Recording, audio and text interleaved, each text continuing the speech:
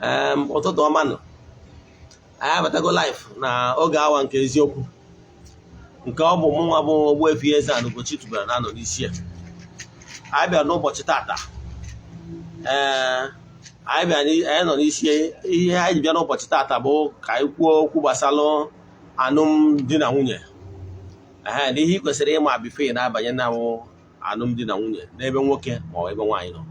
Aka m bụkwa onye nke gị Ogbuefi EZE-ANA Ugochi tubelu oraifite. Abụ m onye isi nchụaja na Ugochi tubelu ọdịnala tempụl. Anyị na-agba afa miri emi rụkwazi ọrụ mmụọ dị iche iche. Abụkwazi m onye nchụaja, onye isi nchụaja na ọdịnala Restoration Prayer Ministry, bụrụkwazi onye mgbasa ozi ọdịnala Igbo.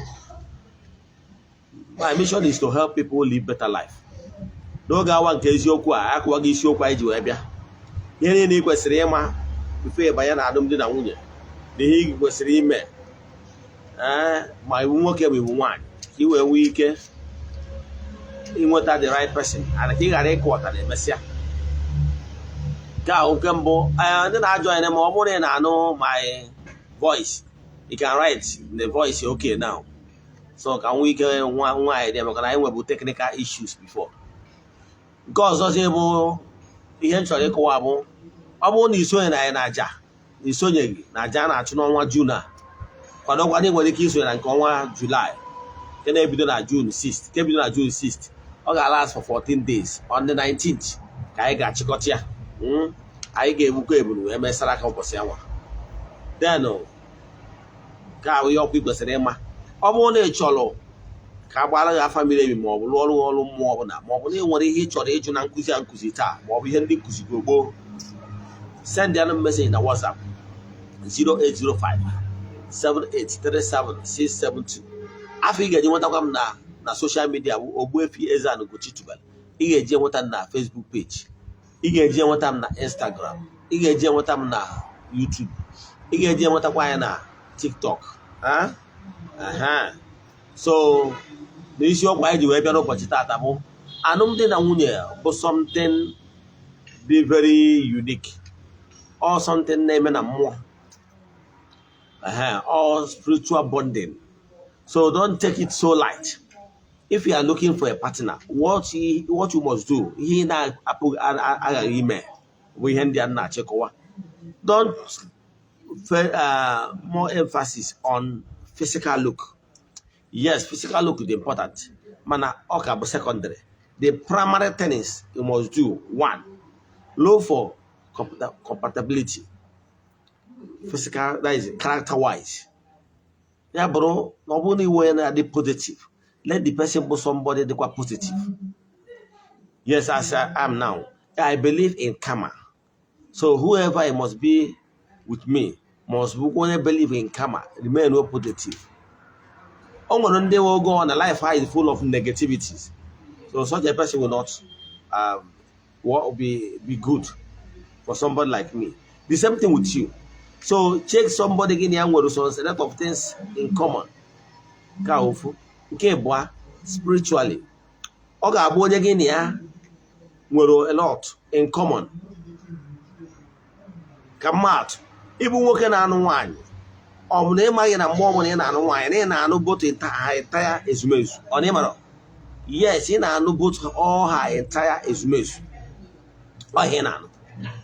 Therefore, ị ga-akọzọ otu ya onye ezumezu wee jụọ afa gbaa afa miri emi ma onye anyị na-achọ ka gị na ya share the entire your life existence together.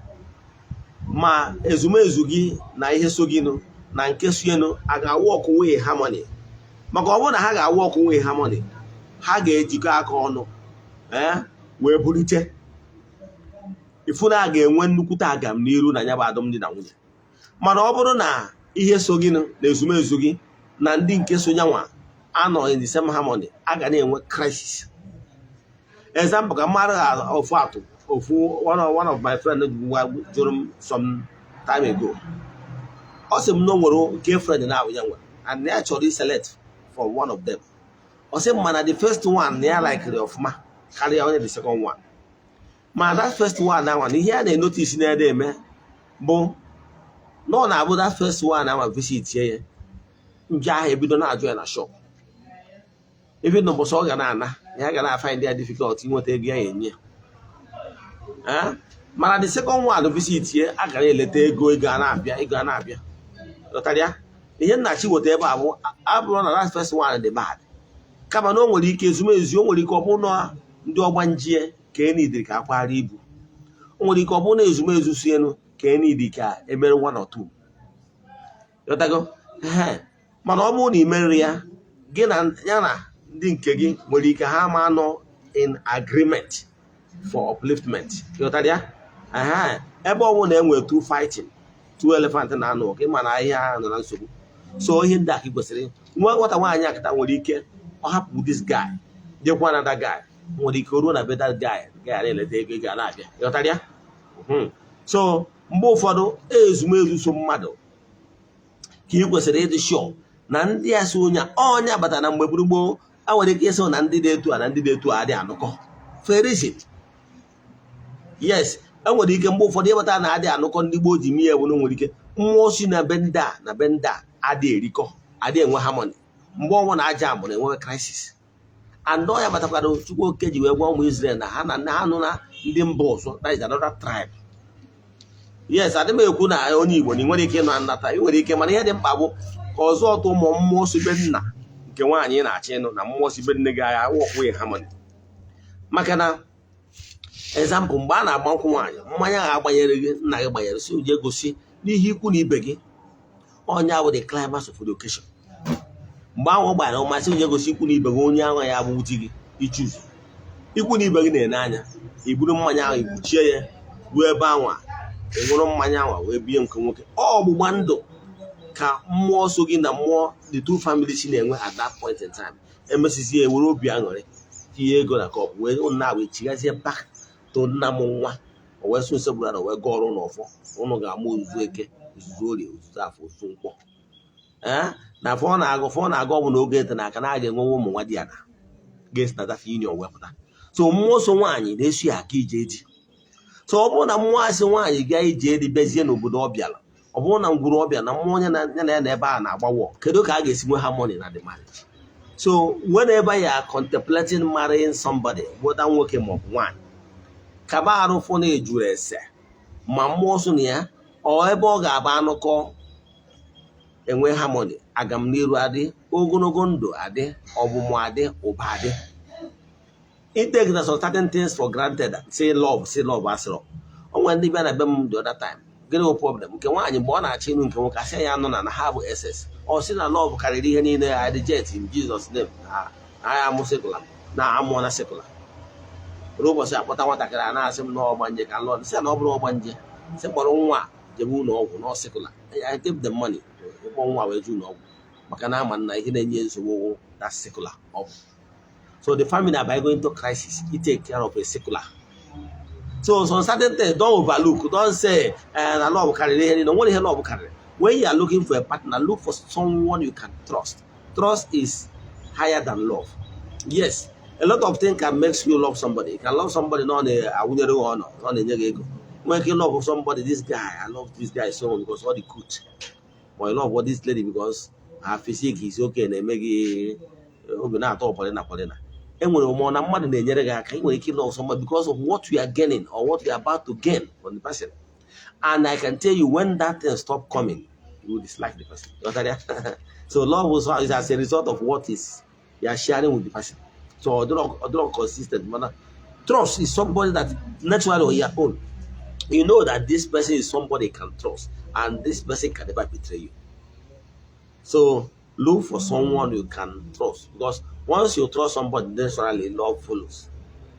So always look. They talk more of trust. Yes, than so-called what we call love. After a human being does not even know how to love. Whatever human being is loving is about what she or he gets. You know, one has no love war selflessly. Although possible now this our where we practice our own thing, or let except few individuals. But what I can tell you is that look for someone you can trust wholeheartedly. That even if they tell you that I saw this lady coming out of the hotel, you say no. Even if she visited hotel today, she can never be sweet. Believe in me, and you go. Your partner came in and said, Daddy, honey, do you know who I saw today? As we are talking now, I'm just coming out from hotel. I saw this my cousin Ikechu that have been in Holland for donkey years. We jam on the road. He said, "Okay, follow me." I followed him to the hotel room. He gave me this. I asked of you. He said I should greet you and this and that. Without that woman saying this, without knowing that a gossiper have already gossiped to her husband, you can see trust. But even before the man can even ask the woman have already said that I visited the hotel. Do you know what happened? I saw this and that. So what I can tell you is that, but before the woman can even tell the husband what happened, the husband have already defended her in her past because he knows too well that even if for any reason going to a hotel is not a bad thing, depending on what you have in mind.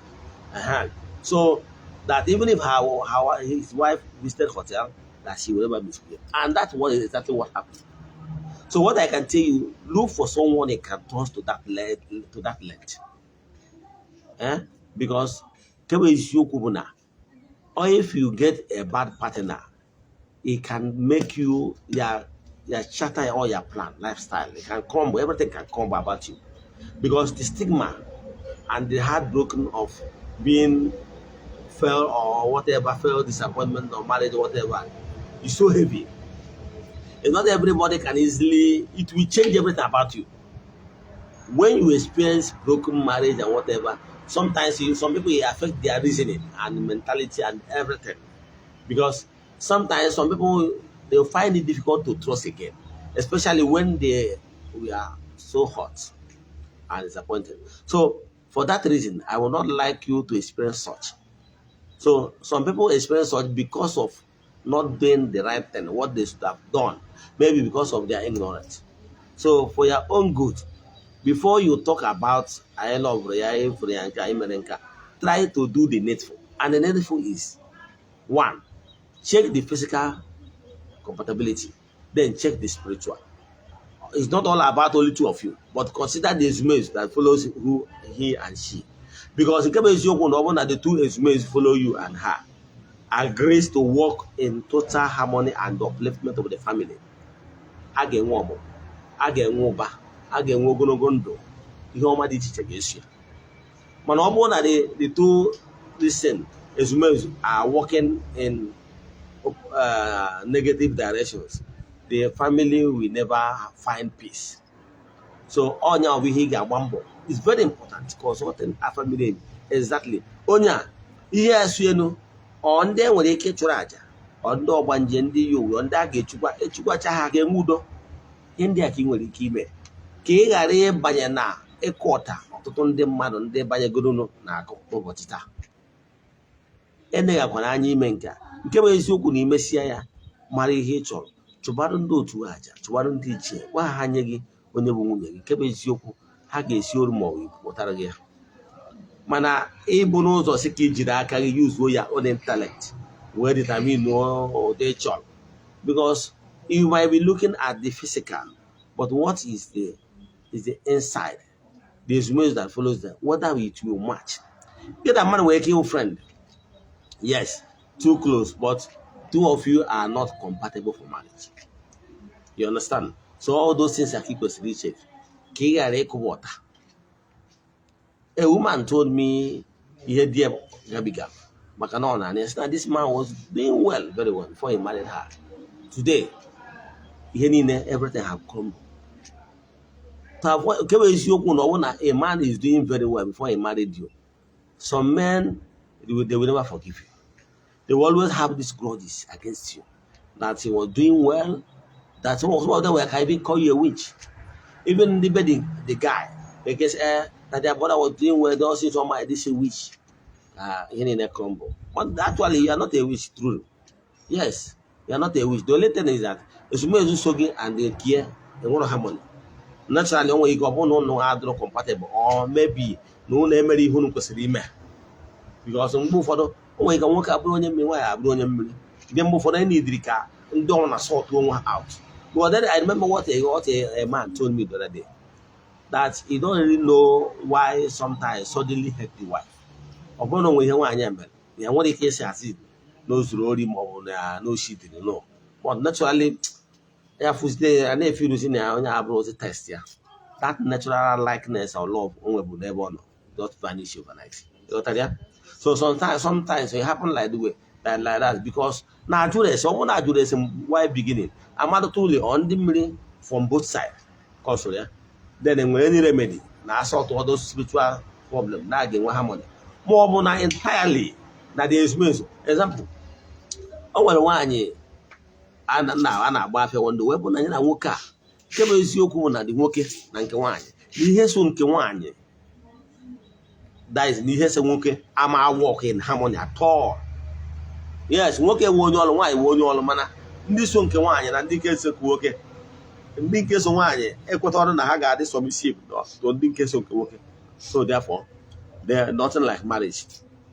So all those things unless na ndị so nke nwoke and this one agreed, agreed that they will be submissive under the one channel of power. The captain now no for but I'm moving on where you go not the difficult.